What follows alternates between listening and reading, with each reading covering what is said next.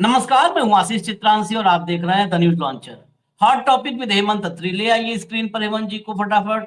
स्वागत है हेमंत जी आपका। विदेश मंत्री एस जयशंकर भारत के दूसरे पोस्टर बॉय पिछले एक दशक में। पहला पोस्टर बॉय उसको कोई रिप्लेस ही नहीं कर सकता, नरेंद्र मोदी। नरेंद्र मोदी के बाद अगर दूसरा पोस्टर बॉय कोई बना, अमित शाह को भी मैंने रखता इस लाइन में। राजनाथ तो कहीं है ही नहीं है, वो तो पर्ची पहुंचाने का काम उनका है, जयपुर से लेकर के पटना और पटना से लेकर भोपाल। पोस्टर बॉय कोई बना तो जयशंकर बने। बीच में तो कुछ मीडिया हाउसेज ने चाणक्य लिखना शुरू कर दिया था। सोचिए, जो अमित शाह की उपाधि थी वही छीन ली। ये जयशंकर अद्भुत जीव हैं। जब जब आपको लगेगा कि विदेश मंत्री की इस वक्त देश को जरूरत है, विदेश मंत्री गायब मिलेगा आपको, नजर ही नहीं आएगा कहां है जयशंकर। जयशंकर नाम का कोई व्यक्ति था, यह भी यकीन करना मुश्किल हो जाएगा। लेकिन जब जब इज्जत का फलूदा करवाना हो, वहां पर मुस्कुराते हुए हंसता हुआ नूरानी चेहरा जयशंकर का आपको नजर आएगा। अमेरिका में है। अमेरिका बेसिकली जाना था यूएनजीए में मोदी जी को, लेकिन ऐन वक्त पर मोदी जी ने अपना टिकट कैंसिल करवा दिया, मतलब प्लान कैंसिल कर दिया, नहीं जाएंगे। यूएनजीए में मोदी को भाषण देना था, डंका बजाने का मौका था। मोदी जी तो विदेश जाने के लिए अपने आदमी लगा देते हैं कि भाई मेरा भी न्योता मंगवा लो, हल्दी चावल बोलो हमको ही भेज दें, हम चले आएंगे, कार्ड ना हो खाली हल्दी चावल पे चले आएंगे। लेकिन आप कल्पना कीजिए, 11 साल में पहला मौका है जब मोदी जी का इनविटेशन था, मोदी जी का नाम छप चुका था, मोदी जी को टेलीप्रॉम्प्टर वाला भाषण देने के लिए टाइम मिल चुका था, तारीख वक्त सब मुकर्रर हो चुका था। लेकिन नरेंद्र मोदी ने रद्द कर दिया, नहीं जाएंगे। उसकी वजह आज समझ में आई है। अमेरिका में ट्रंप के जिस मंत्री से जयशंकर ने अभी मुलाकात की, मुलाकात करके जयशंकर तो निकल गए और उसके बाद उस मंत्री ने भारत की भयंकर बेइज्जती की है। भयंकर। वो शब्द, वो लाइन आप सुनेंगे, अगर आपको ठेस नहीं पहुंचेगा तो आप लोग मान लीजिए कि सब के सब नरेंद्र मोदी के सब अंधभक्त हो चुके। भारत से ऊपर मोदी को मानने लगे तो आप, अगर नहीं आपको लगता है झटका तो।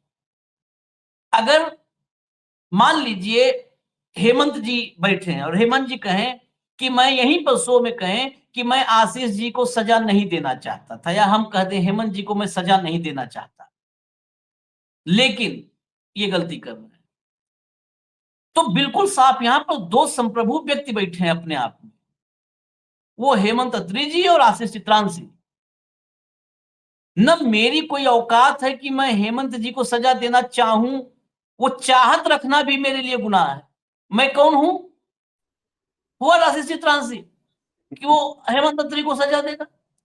और हेमंत अत्री जी अगर ऐसे सोचे तो उनका भी सोचना गुनाह है, वो कैसे दे सकते हैं? अमेरिका ये कहे, अगर अमेरिका का मंत्री जिससे जयशंकर मुलाकात कर रहे हैं और मुलाकात के बाद, मुलाकात से पहले कहता तो भी इसको हम थोड़ा किनारे करते। मुलाकात में तो कहा जाता है ना भारत की डिप्लोमेसी, मोदी जी का मास्टर स्ट्रोक। वो मास्टर स्ट्रोक, अब क्या शब्द मैं कहूं, वो मास्टर स्ट्रोक पूरा का पूरा घूम गया उल्टा। मुलाकात से निकले, आपने क्या डिप्लोमेसी की? वो कह रहा है कि भारत को हम सजा नहीं देना चाहते थे, लेकिन आगे मैं खबर पर ही आ जाता हूं, जरा दिखाइए खबर। हम भारत को सजा नहीं देना चाहते, पर, वही पर को मैंने लेकिन बोल दिया। अमेरिकी मंत्री ने बताया आखिर क्या है डोनाल्ड ट्रंप का मूड। ये देखिए, जरा फोटो दिखाइए भैया, ये फोटो, ये देखिए। देखिए, धन्य महसूस कर रहे हैं जयशंकर का चेहरा देखिए। और ये मंत्री है जो है ट्रंप का, ये ट्रंप का ऊर्जा मंत्री है। और इसके बयान को मैं आपको एज इट इज सुनवा देता हूं कि ये ना लगे कि हो सकता है अखबार वालों ने छापने में गलती कर दी हो, या राहुल गांधी से ये भी मिल गए हो जनसत्ता वाले भी। तो इसलिए मैं सुनवा देता हूं आपको, सुनिए, जरा सुनिए। भारत की तारीफ, डंका बज रहा है दुनिया में, ध्यान से सुनिएगा। There's lots of oil exporters in the world. India doesn't need to buy Russian oil, right? India buys Russian oil because they can buy it for cheaper. Because nobody wants to buy Russian oil, so they have to sell it at a discount. India has decided to make the trade-off to buy cheaper oil, and sort of look the other way. That's giving money to a guy who's murdering thousands of people every week. So yeah, of course, we wish India would work with us to buy this. You can buy oil from every nation on the earth, just not Russian oil. That's our position. America has oil to sell, but so does everybody else. We don't want to punish India. We want to end the war, and we want to grow our relations with India. सुना आपने? बिल्कुल साफ शब्दों में था। Rewind करके भी सुन लीजिएगा। अब चलते हैं जरा हेमंत जी के पास। इसके बाद अभी सेकंड पार्ट में आएंगे। भारत के लिए जो सबसे महत्वपूर्ण मुद्दा, जो 47 से भारत के दिल पे चुभता हुआ कांटा है ना, उस कांटे को भी हिलाया है पाकिस्तान ने, जख्म को और कुरेदा है। और उस खबर को आप पढ़ेंगे, देखेंगे तो जोड़िएगा कि क्या मोदी जी इसीलिए अमेरिका में नहीं गए कि अमेरिका जाएंगे पल पल इज्जत पर चोट होगी, पल पल चोट होगी। ट्रंप के मूड का कोई भरोसा नहीं है, जो बेसिकली ना जाने की एक ही वजह मुझे समझ में आती है, बाकी हेमंत जी भी बताएंगे। ट्रंप जो रुख उसका है, चाहे H1B वीजा हो, चाहे टैरिफ हो, भारत पर उसका जो एग्रेसिव रुख है ना, वही एकमात्र वजह समझ में आई कि कहीं ऐसा ना हो कि हम अमेरिका में सामने रहेंगे और ज्यादा कहीं इज्जत उतार दे, फिर दिक्कत हो जाएगी। लेकिन इस पर आइए, क्रिस्टोफर एलन राइट इसका नाम है, मंत्री का, ऊर्जा मंत्री है हेमंत भाई, क्रिस्टोफर एलन राइट। ये भारत को सजा देना नहीं चाहता है। चाहता तो ये सजा दे देता, चाहता नहीं है बेचारा, लेकिन फिर भी वो रूस वाले तेल की वजह से सजा दे रहा है। भारत की संप्रभुता कहां पहुंचा दी है 56 इंच वाले साहब ने। आशीष भाई नमस्कार, आपको, सारे दर्शक साथियों को भी। देखिए, ये हिमाकत वैसे ही नहीं आ जाती। इसके लिए आपको बहुत सारे फैसले एक के बाद एक गलत करने पड़ते हैं। और मैं आपको हमेशा से एक बात कहता हूं, 20 जनवरी को जब ट्रंप का इनॉग्रेशन हो रहा था, मैं और आप लाइव कर रहे थे, और मैंने आपको एक ही बात कही थी उस समय। ओपनिंग सेंटेंस ये कहा था कि आशीष भाई, अनाड़ी की दोस्ती और जी का जंजाल। एग्जैक्टली ट्रंप के साथ हमारा यही हो रहा है, इसके अलावा कुछ भी नहीं है। परले दर्जे का अहंकारी, बदतमीज और बदमिजाज व्यक्ति है वो, अस्थिर चित्त का है, और वो पूरी दुनिया को अपनी उंगली पे नचाने का आदी है। उसको ये लगता है कि तुम हेडमास्टर हो और तुम किसी को भी सजा दे सकते हो। तो वो तो अपनी औकात भूल ही जाता है ये सब करते हैं। उसको औकात किस किस ने दिखाई है अब तक? एक, अगर आप भारत को छोड़ दें, हर एक अल्लू अरे गहरे नथु खेरे ने उसको औकात दिखाई है।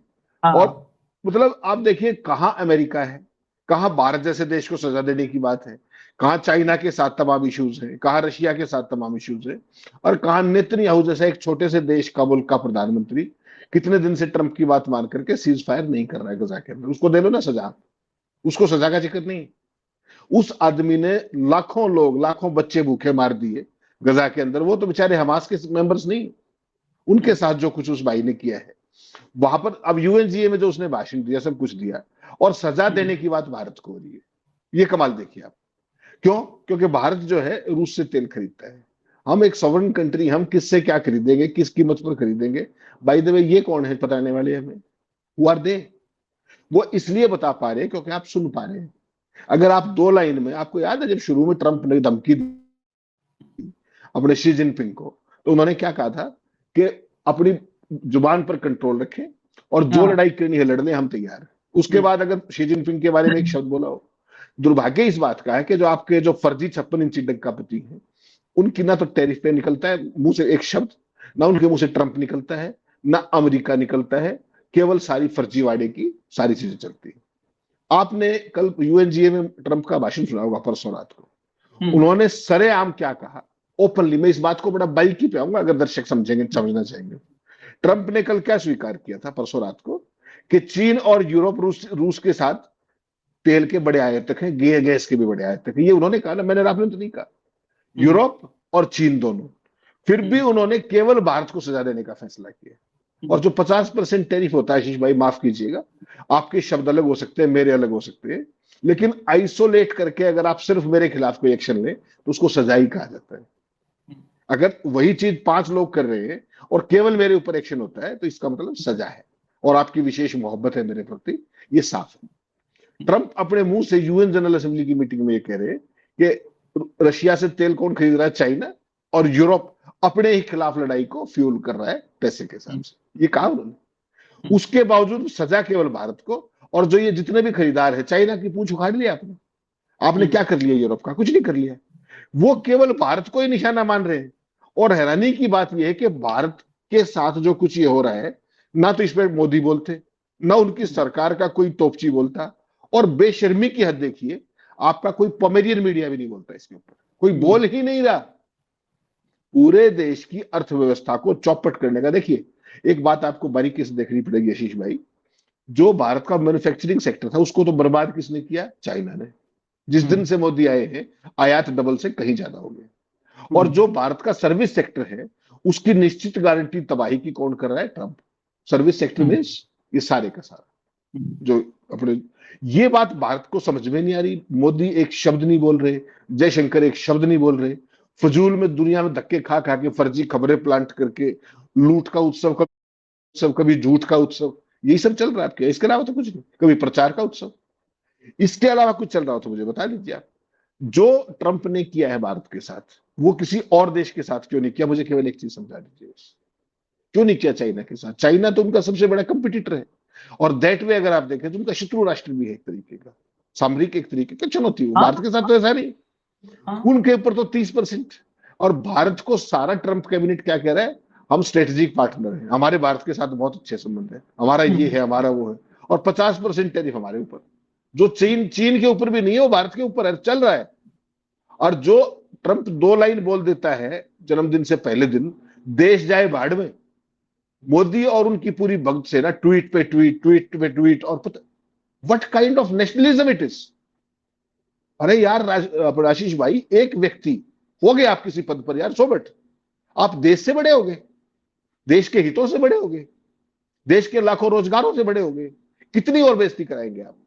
केवल ये देखने की बात है ना। आपने कहा कि अमेरिका नहीं गए, जाके देख लेते एक बार।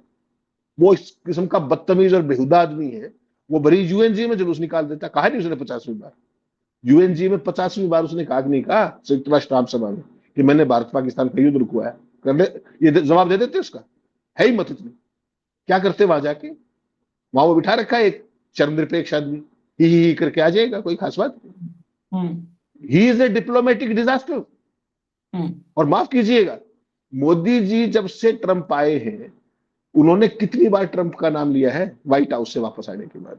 केवल व्यक्तिगत जन्मदिन की बधाई पर, Modi is a great man पे, Modi is a magnificent man पे। पॉलिसी लेवल पे मोदी ने एक शब्द बोला है अमेरिका को लेकर के, ऐसा कोई राष्ट्राध्यक्ष दुनिया में देखा है आपने? Ashish Chitranshi day in and day out मेरी इज्जत कर रहे हैं, और मैं आशीष चितरंशी का ए नहीं बोलता, और फिर भी मैं 56 इंची हूं। और वो भक्त सारे निर्लज जाहिल, वो मुझे आपको राष्ट्रवाद सिखाते। अरे भाई, बच्चों को, सैकड़ों बच्चों को पहले इलीगल इमिग्रेंट बता करके हथकड़ियों और बेड़ियों से लेकर के, 50% टैरिफ से लेके, H1B वीजा से लेकर के, नशा निर्यातक देश से लेकर के, और कौन कौन से तगमे चाहिए आपको अमेरिका से? बता दीजिए कौन कौन से चाहिए। और उसके बाद भी आप डेस्परेट हो। ये जो चाइना वाला मामला है, जो रशिया वाला मामला है, फिर आप कहोगे रिपीट कर रहा हूं मैं, लेकिन मजबूरी है, रिपीट करना पड़ता है। रशिया से तेल खरीदने से भारत को लाभ हो रहा है या अंबानी को लाभ हो रहा है? भारत की पब्लिक सेक्टर को, भारत के खजाने को लाभ हो रहा है आशीष भाई। आप मुझे लूट लो, कोई बुराई नहीं, लूट लीजिए। आप एक व्यक्तिगत हमारे मुकेश भाई को लाभ कराने के लिए भारत की और रशिया के संबंधों की एस्टेसी कर दी आपने, और भारत और चाइना, अमेरिका की कर दी। केवल किस लिए? केवल एक व्यक्ति का धंधा चलता रहे, या इसके अलावा कुछ हो तो आप बता दीजिए, आप ज्यादा चीजों को करीब से देखते हैं। भारत के आम नागरिक को ₹1 की छूट दी, चाहे वो $118 डॉलर था, $118 पर बैरल था, चाहे आज $65 पर बैरल है। भारत के लिए पेट्रोल डीजल का रेट सेम, ठीक। तो आम आदमी को क्या? और अमेरिका का जो ये आपने अभी ऊर्जा मंत्री दिखाया किस साइड, ये क्या कह रहा है कि केवल एक व्यक्ति को लाभ पहुंच रहा है, और उसका नाम है पुतिन, जो नरसंहार कर रहा है यूक्रेन के अंदर। क्यों एक को क्यों मिल रहा है? 2 को मिल रहा है, दूसरे का भूल गया वो? कहने की हिम्मत करना, एक ने कह दिया था ना गलती से मुकेश भाई को ब्राह्मण बता दिया था, ये तो अकल है अमेरिका की, जो मर्जी है। लेकिन सवाल आशीष भाई क्या है कि ये सारे खेल ऊपर से नीचे आते हैं, जो टोन ट्रंप की होगी वही नीचे तक आएगी। हकीकत क्या है, अमेरिका आपको हाँक रहा है लगातार over a period of time, साफ तौर पर देख रहे हैं कि भारत को किसी न किसी पहलू पर सहमत कराने के लिए निरंतर दबाव डाला जा रहा है टैरिफ के नाम पर, आपने लगातार देखा।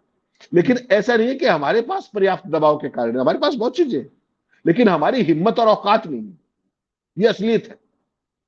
बुलवाओ ना मुंह से 2 शब्द बोले अब तक, कुछ वाणिज्य मंत्री ने कुछ कह दिया हो, बता दीजिए ना। पीयूष गोयल वहीं बैठा है अभी अमेरिका के अंदर, जयशंकर भी वहीं बैठा हुआ है, आप भी बर्थडे की ताजी ताजी बधाई लेके हटे, भक्त भी सारे के सारे 360 डिग्री पे पसरे फिर रहे थे जब 17 तारीख को बधाई दी थी। बता दीजिए ना उनको। वाशिंगटन में इस समय वो भी है, न्यूयॉर्क में अपने विदेश मंत्री भी है। केवल और केवल क्या है कि हमारे पास चाइना वाला वो लिवे नहीं है कि हम उनके टेटुए पे हाथ रख सके। उन्होंने 2 मिनट में ये कहा कि हम रेयर अर्थ मटेरियल बंद कर देंगे, और कहा भी नहीं, कर दिया। उनको कहने की जरूरत नहीं पड़ी, घुटनों पे ले आए भाई साहब। जो जो चीज अमेरिका को चाहिए थी 1 मिनट में उन्होंने कहा सुना कुछ नहीं, चिट्ठी निकाल दी।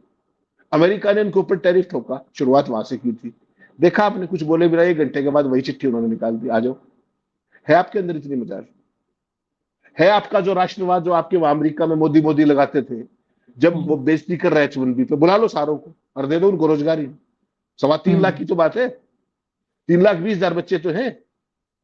अपना राष्ट्रवाद यहां दिखाओ, उनको बुलाओ भारत, और वो आपकी एक आवाज पर आ जाएंगे क्या? उनको यहां रोजगार दो ना, यहां अवसर दो। है औकात? वो नहीं है। आपको क्या सिखाया गया है? सुबह से शाम तक झूठ बोलनी है, नफाची करनी है, मक्कारी करनी है, हिंदू मुस्लिम करना है, इसके अलावा कोई सिलेबस नहीं आपको। आप मणिपुर की हालत देख लीजिए, बॉर्डर स्टेट है। आप लद्दाख की हालत देख लीजिए, आप इस देश को लेके कहां जा रहे हो? बाकी पंजाब वाले बेचारे दिल्ली में आए थे, उनको, वो भी एक बॉर्डर स्टेट है, उनको खालिस्तानी कहना शुरू कर दिया था। ये तो आपकी सोच है। कुल मिलाकर के तबाही का रास्ता है आशीष भाई, और इंटरनेशनली भारत इतना कमजोर कभी नहीं रहा विदाउट एनी रीजन। आप चाहे तो आप भी अमेरिका को आंख दिखा सकते हैं, उसके लिए आपके अंदर एक तो नैतिक बल होना चाहिए, एक आपको मुद्दों की समझ होनी चाहिए, एक आपके अंदर इतना जोर होना चाहिए कि आप अपनी जुबान से रिएक्ट कर सके, जवाब दे सके। साउथ अफ्रीका का राष्ट्रपति क्या करके गया था ओवल ऑफिस में, ध्यान है ना आपको? कि मेरे पास आपको देने के लिए जहाज नहीं। इससे बड़ी डिप्लोमेटिक बेइज्जती नहीं होती। है औकात? कहलवा दीजिए ना। क्या क्या कह रहा है वो आदमी। आप कहा कि आप यूएन जनरल असेंबली में नहीं गए मोदी, चले जाते एक बार। क्या क्या बोलता आपको पता है? वो सोच सकते हैं? बोल तो रहा है नहीं गए हैं, अब नहीं गए तो इनकी फेस सेविंग हो गई। और ये मीडिया जो है, मीडिया भारत की, फिर हम रिपीट हो जाएगा, क्या बताएं ऐसी दुर्दशा। कल रात में मैंने लेह वाले पे, अलग चर्चा का विषय, लेह पे मैं कल रात में शो किया, आपने शायद नहीं देखा होगा, मैंने जो सेकंड शो किया और मैंने दिखाया है देश के टॉप के खबरिया चैनलों को कि उन्होंने जो लेह में फायरिंग हुई, मौत हुई, उस खबर को गायब कर दिया था। मतलब उस देश की सबसे बड़ी खबर थी, इस देश की सबसे बड़ी खबर थी, उस खबर को गायब किया था। आज पूरी रात प्लानिंग चली है, आज सुबह से खबर आई है कि सोनम वांगचुक जो है जिम्मेदार। अब उसका भैया, अब उसकी सुपारी दे दी गई है उसके कैरेक्टर असैसिनेशन की। आज से कुछ साल पहले मोदी को महान बताते थे तो वो आराध्य थे, अब उनको रियलिटी समझ में आई, उन्होंने आईना दिखा दिया, तो अब वो राष्ट्र विरोधी हो गए। बाकायदा बयान जारी करके उनको राष्ट्रद्रोही बताया जा रहा है। मतलब जांच नहीं हुई है किस तरीके की। वहां पर जो सारी स्थिति लद्दाख में, तो अनशन पहले से चल रहा था। आपने क्या किया? वो तो आपने क्यों नहीं बातचीत शुरू? 10 सितंबर से मैं तो सिर्फ रेफरेंस में लिया कि इस देश की हालत यह है कि मीडिया आपको खबर नहीं दिखाएगी। मैं एक खबर और रेफरेंस में ले आता हूं और फिर खत्म करेंगे। भैया अगली खबर लाइए जरा, ये देखिएगा, ये खबर गौर से देखिएगा। ये साहब हमारे गए ही नहीं, जहां जाना चाहिए था वहां नहीं गए हैं, यहाँ यूपी बिहार घूम रहे हैं। भारत के खिलाफ बड़ी साजिश की तैयारी में पाक तुर्की की जोड़ी, कश्मीर मुद्दे को अंतरराष्ट्रीय बनाने की साजिश। मैं एक खबर जरा पढ़ देता हूं, हटा दो भैया इसको, हेडलाइन को, खबर पढ़ देता हूं। इसमें क्या हुआ है, एक तरफ तुर्की की जो खबर है, एक तरफ तुर्की के राष्ट्रपति एर्दोगन ने यूएनजीए में कश्मीर मुद्दा उठा के, तुर्की का राष्ट्रपति यूएनजीए में कश्मीर का मुद्दा उठा रहा है और भारत का प्रधानमंत्री अपना टिकट कैंसिल करवा के चुनाव प्रचार कर रहा है, रोड शो कर रहा है, रोड शो कर रहा है, चुनाव प्रचार कर रहा है। एर्दोगन ने भारत की संप्रभुता पर सवाल खड़े किए। वहीं इस्लामिक सहयोग संगठन ने कश्मीर पर विशेष बैठक बुला करके पाकिस्तान का साथ दिया। ये हो रहा है अभी की, मैं ताजा खबर बता रहा हूं। इसके बाद अरब और इस्लामिक देशों के प्रमुखों के साथ राष्ट्रपति डोनाल्ड ट्रंप के साथ एक बैठक हुई। तो ये परसों थी, परसों वाली परसों बैठक हुई, जिसमें शहबाज शरीफ ने परोक्ष तौर पर कश्मीर का मुद्दा उठाया। बाद में उन्होंने मई 25 में भारत पाकिस्तान के बीच युद्ध समाप्त करवाने के लिए सार्वजनिक तौर पर ट्रंप को धन्यवाद दिया। 23 सितंबर को, हम 25 में बैठे, 23 सितंबर को यूएनजीए के उच्च स्तरीय सत्र में एक बार फिर कश्मीर का मुद्दा उठाया गया। कश्मीर मुद्दे का समाधान संयुक्त राष्ट्र रक्षा परिषद के प्रस्तावों के आधार पर होना चाहिए ताकि हमारे कश्मीरी भाइयों बहनों का भला हो। ये एर्दोगन तुर्की के राष्ट्रपति ने कहा। तुर्की का राष्ट्रपति कश्मीर का मामला यूएनजीए में उठा रहा है, मतलब वो भी एक विशेष हाई लेवल सत्र में, और भारत का प्रधानमंत्री चुनाव प्रचार और रोड शो कर रहा है। हेमंत भाई, इससे ज्यादा बेहतर क्या हो सकता है? नहीं आशीष भाई, आपकी दिक्कत आप भूल जाते हो। अभी एससीओ में आपने वो स्पेशली वीडियो दिखाया था अपने शो में, कि जब वो सारे लोग खड़े हुए थे, भाग के मिले थे उससे, लपक के भाग के एर्दोगन, याद है आपको? याद है आपको? तो उसी एर्दोगन की तो बात कर रहे हो आप भाई। एर्दोगन नहीं, 4 बार हाथ ऐसे लपकाए थे कि एर्दोगन हाथ मिला ले किसी तरह से। हाँ। उससे पहले ऑपरेशन सिंदूर के जस्ट बाद आपने क्या देखा था कि टर्की की सारी कंपनियां भगा दी, एयरक्राफ्ट की लीज खत्म कर दी, और वो फिर वहां एससीओ में जाने से पहले धीरे से ऑर्डर विड्रॉ कर लिया। ये देखा था कि नहीं आपने? ये तो आपकी विदेश नीति है। साहब का डंका बजना चाहिए, वो इस तरफ से बजे या उस तरफ बजे, सवाल ये। दूसरी बात आपने कहा कश्मीर का मुद्दा या फला मुद्दा। देखिए हकीकत ये है आशीष भाई कि आज की तारीख में संयुक्त राष्ट्र संघ की जो महासभा है या जो कुछ भी सुरक्षा परिषद है, ये सब कहने के रह गए, इनके पल्ले बचा नहीं कुछ। इजराइल की पूंछ उखाड़ ली इन्होंने, इतना बड़ा नरसंहार कर दिया, दुनिया भर के प्रस्ताव बयान सब कुछ कर लिया, कोई फर्क पड़ता है क्या? इंटरनेशनल रेड क्रॉस के वॉलंटियर्स को माने जाने दिए, यूएन के वॉलंटियर्स मारे गए कि नहीं मारे गए हम उसके अंदर, फिलिस्तीन के अंदर, ये किसी की परवाह नहीं कर रहे। आज की तारीख में सीधी 2 लाइन की बात है, कश्मीर हो या कोई और मुद्दा हो, अगर आपके यहां दम है ना, फिर तो कोई आ जाओ, और अगर आप मेरे भरोसे बैठे तो मान के चलिए आप पिटेंगे। हकीकत है। और मोदी जी ने आज देश को वहां ला करके खड़ा कर दिया है, आप माने चाहे ना माने। डिप्लोमेटिकली हमारा ऐसा डिजास्टर 1998 में भी नहीं हुआ था जब हमने परमाणु परीक्षण कर लिया था। आज की तारीख में तो ऑपरेशन सिंदूर हुआ नहीं था, तब तो नहीं हुआ था, तब तो हमने संदेश दिया दुनिया को और उस सारे प्रतिबंधों को झेला भी नहीं। उस टाइम हमने सीना तान, अब उस टाइम प्रतिबंध होते थे, आज उसको सजा कहा जाने लगा है। सजा कौन कह रहा है? आपका सबसे प्रिय मित्र, हैप्पी बर्थडे, इसके अलावा कुछ है? और दूसरी चीज, एक चीज ध्यान रखिएगा हमेशा, हकीकत में क्या है कि आज जो सजाकार, इसका जो अमेरिका के साथ जो कुछ चल रहा है, उसकी केवल एक ही शर्त है, अमेरिका से आंख में आंख डाले। पहली बात तो आपके अंदर दम होना चाहिए कि आप आंख में आंख डाल करके बात कर सको। You can call a spade, पहली बात तो उसकी हिम्मत होनी चाहिए। उसके लिए आपको 2 शब्द भी बोलने आने चाहिए। वहां टेलीप्रॉम्प्टर नहीं होता आपस की बातचीत। मैं और आप कमरे में बैठ के टेलीप्रॉम्प्टर से बात करेंगे तो फिर तो हो गया शो।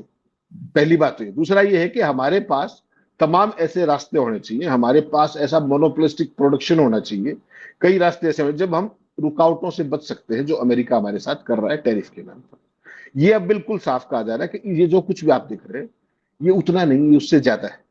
अभी जो बात चल रही है अमेरिका के साथ, ये केवल व्यापार वार्ता नहीं है, माफ कीजिएगा, बहुत सारे लोग इसको गलतफहमी, ये केवल टैरिफ की बात नहीं है, ये एक ऐसी वार्ता के दौर में पहुंच गई है जो धीरे धीरे राजनीतिक मुद्दों को भी शामिल कर रही है, व्यावसायिक मुद्दों को, दूसरे देशों के व्यावसायिक मसलों को याद कर रही है, और ये एक ऐसी वार्ता है जो हमारे एक देश के रूप में दृष्टिकोण को भी शामिल कर रही है कि हम दुनिया को कैसे देखते हैं। मतलब आशीष चित्रांशी मुझे बताया कि ब्रेकफास्ट में क्या करना है, और नहीं करूंगा तो सजा देंगे, ये वो हो रहा है बेसिकली। इसलिए अब इसको आप टैरिफ की बातचीत को इसको व्यापार मत मानिए। Now they are trying to dictate us the whole diplomacy as such. हम किससे बात करेंगे, हम किससे क्या बात करेंगे, हम एससीओ में जाएंगे नहीं जाएंगे, हम क्वाड में जाएंगे, हम किस में जाएंगे। अमेरिका को इतना लीवे भारत ने कभी आज तक 47 से आज तक नहीं दिया, जो आपके फर्जी डंकापति ने उसके हाथ में दे दिया है, अपनी इनहेरेंट, अपनी इनबिल्ट कमजोरियों के चलते। और वो कमजोरियां क्या है? पहली बात तो आपको अंतरराष्ट्रीय संबंधों का ए नहीं पता, डिप्लोमेसी का डी नहीं पता, ठीक, एक तो ये।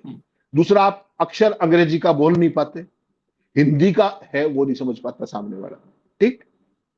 ही हा हा, गले मिले, फोटो खिंचवाए, आगे। सारी दुनिया के लीडर्स को ये पता लग गया है कि इस आदमी के अंदर कुछ है ही नहीं। मनमोहन सिंह कितने कमजोर दिखते थे चलते हुए, ढीले ढाले से, और वीकनेस थी, एज थी। किसी एक शब्द कॉमा फुल स्टॉप के ऊपर उन्होंने कभी किसी बात पर, अमेरिका छोड़िए, किसी देश के सामने कभी वो हल्के दिखे वो आपको? कभी? कितनी रेस्पेक्टफुली सारे वर्ल्ड लीडर्स बात करते थे। आज तो आपका मजाक उड़ता है, मजाक उड़ रहा है आपका हर जगह। और उसके बावजूद भी ये निर्लज और शर्मनिरपेक्ष लोग जो है, मणिपुर की भी जब सरकार की उसको करते हैं, लद्दाख वाला कितना सेंसिटिव एरिया है लद्दाख भाई, पहले ऑलरेडी कितना गंवा चुके हो आप, आपको अब भी समझ नहीं है। वो मांग क्या रहे हैं? वो अपना संरक्षण ही तो मांग रहे हैं। उनको क्यों नहीं मिलना चाहिए ये बता दीजिए आप।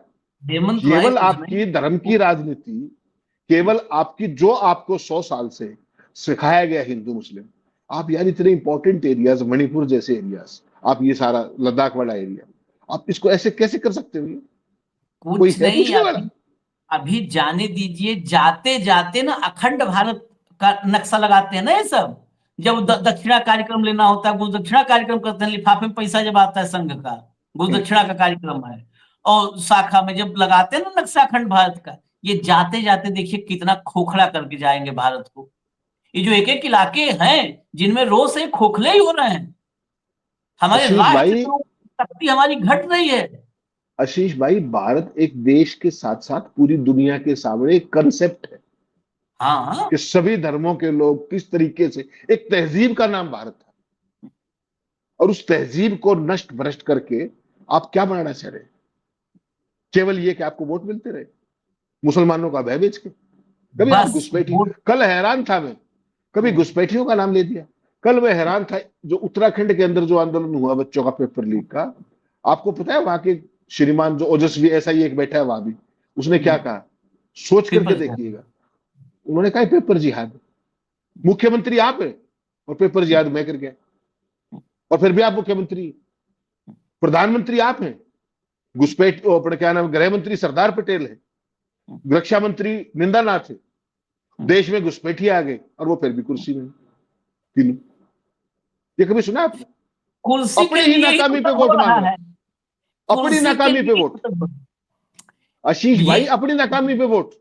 हाँ, तो उनकी क्या गलती है? उनकी नाकामी पे वोट कर रहे हो ना आप और हम कर रहे हैं ना। उनकी क्या गलती है? मनमोहन सिंह भी 10 साल प्रधानमंत्री थे, 87,000 से ऊपर घुसपैठिए देश से बाहर निकाले। 11 साल से आप प्रधानमंत्री हैं, 3700 नहीं निकाल पाए आज तक, 3700, और घुसपैठिए के नाम पे वोट मांगते हो आप। और कभी मनमोहन सिंह ने डंका भी नहीं बजाया कि हम ना, घुसपैठिए जिक्र भी बाहर, नहीं किया, नहीं जिक्र बजाया। भी नहीं किया, रूटीन प्रोसेस है। चलिए, इस कार्यक्रम को खत्म करते हैं। इनके कहानी क्या कहें, इस सबसे बड़ा एक बात है, चर्चा करते करते इसीलिए ड्यूरेशन बढ़ जाता है। भारत के लिए मोदी से ज्यादा चीन और रूस अमेरिका को जवाब दे चुके हैं। यस, आप याद कर लीजिए, 2 स्टेटमेंट चीन की तरफ से आ चुके हैं, रसिया की तरफ से आ चुके हैं कि धमकी मत दो टैरिफ की जो है, और मतलब भारत को। और वो भी क्यों कर रहे हैं? अब वो दौर भूल जाइए 71 का, वैसा नहीं है। वो भी कॉलेज में 2 गुट होता है जो बाहुबलियों का, और एक होता है उसमें जो है 56 इंच वाला, उसी बीच में वो उधर जाता है, फिर उधर से थोड़ा घसीटा जाता है तो इधर आ जाता है। उधर वाला कहता है उधर जा रहे हो तो हम बताते हैं, तो इधर वाले भैया कहते हैं ए हमारे साथ है, अब इसको धमकी मत दो। हकीकत यही है।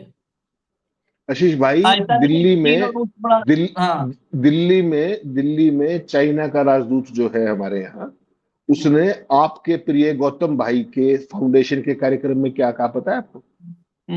कि भारत को अमेरिका की बुलिंग से नहीं डरना चाहिए। हाँ भारत की धरती पे खड़ा होकर कह रहा है वो, हाँ, भारत को अमेरिका की, इसका मतलब भारत अमेरिका से बुलिंग ले रहा है ना, ले तभी रहा तो है, डर उसने रहा कहा। है और अभी। हाँ आपने आज, हु इज ही टू से दिस, चाइनीज हाँ, एम्बेसडर की इतनी हिम्मत भारत में खड़ा होगी, क्या आपने चाइनीज एम्बेसडर को रिप्रीमांड दिया? किसको देंगे हेमंत भाई? आप भी सिर्फ सिर्फ एक मकसद है, इस देश में कोई सच जानने ना पाए, कोई देखने ना पाए, कोई सुनने ना पाए, और कोई सच बोलने ना पाए। ये लक्ष्य है। कोई सुनने ना पाए। अभी भी 3 बंदर हैं, लेकिन वो 3 बंदर क्या है कि आपका कान बंद किए हैं। एक कान बंद करके बैठा है आपका कि ना, आपको हम सुनने नहीं देंगे सच। आपका मुंह दबा दिया है, मुंह सच बोलने नहीं देंगे। आंख दबा दिया है कि सच देखने नहीं देंगे। ये नहीं देखो, बस आंख बंद कर लो, जैसे हरि कीर्तन करते हैं वैसे मोदी मोदी। और अगर न कर पाओ मोदी मोदी, तो मध्य प्रदेश में ट्रेनिंग सेंटर आपने देख ही लिया था। ऐसे ट्रेनिंग सेंटर हर जगह है। खैर, इजाजत दीजिए, फिर वक्त हो रहा है, इजाजत दीजिए। धन्यवाद हेमंत भाई, बहुत बहुत धन्यवाद। नमस्कार।